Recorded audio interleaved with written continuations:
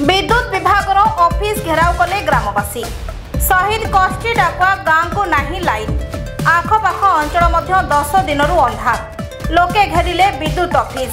Nayagarh जिलार नुआगाँ block अंतर्गत जाकेड़ा पंचायत 7 गाँ लोक मैंने 57 नंबर जातीय राजपथर पार्श्व बसिले धारणा रे लाइन देले उठिबु प्रतिवाद कले। आमर करेन्ट असुविधा हेतु आसछु एटा मासे हेलानी जाकड़ा पंचायत कोन कहउछन्ती ऑफिशियल लोक माने कहलु बुझिलनी सेति में आसलु आ एबे कोन कहउछन्ती जिबे ना केमदी कोन करिवे करेन्ट छाडिले जाई गां को जिबु नहले एटे बसिबु ऑफिस आगर ऑफिस रो कर्मचारी कोन कहउछन्ती ऑफिस रो कर्मचारी कहउछन्ती ना तमे गां को चलो रे आमे करेन्ट छाडी पछरे करेन्ट गले ही गां को जिबु आमे नहले जिबुनी ऑफिस रे ही रही एंदी केते तरह एंदी करेन्ट असुविधा होची प्राय करेन्ट एमदी असुविधा होची प्राय गां अछि केते गां सब बेले एमदी करेन्ट प्रॉब्लम रहछि। भाइयो भौणी मान को नमस्कार। आम आसचु जाकड़ा पंचायत रु आम 5 खंड मौजारू महिला माने सब आसिकी ऑफिस रे पहुंचीचु। आउ मासे करेन्ट आमर बंद हला आउ कौन सी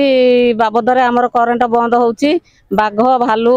सबू आमे करेन्ट किमिति चलिबो राति अंधारे आपण माने कहंतु ऑफिस रे जो लोक गुडाक अछंती से मानको आमे आपत्ति कलु से माने कहिले ना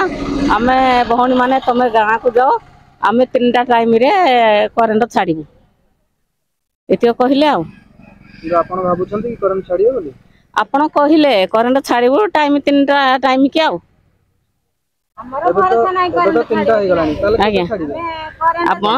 गाड़ी गले हम ता पछर जिबु आ छाडिले जाई जिबु नहले जिबुनी एटा आपण कहिले आ आपण आम कथा कोन तुम विश्वास रखु नाहंती कि एमिति बोली सार कहिले आ असुविधा रे केमति चली नाइ ने पूरा मासे हलानी नाही करत कागो अभियोग करथिला काको अभियोग करथिला सरपंच को तो कहिलु जे हाउ सीधा आइलु हेट ऑफिस के आ केते दिन हला अभियोग करथिले मासे हलानी पूरा नाइ नाही करत नाही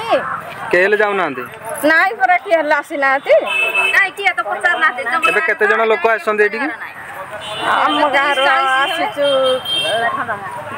4 खंड गार आसी सब एबे अभियोग करला परे कोन कहउछन्ती सब ताके कहउछन्ती जे नाइनी जिबे तमे पळो गां को जा जिबे आपण माने कोन चाहुछन्ती आमे नाइनी हले जाई जिबो। Bureau report ONM news.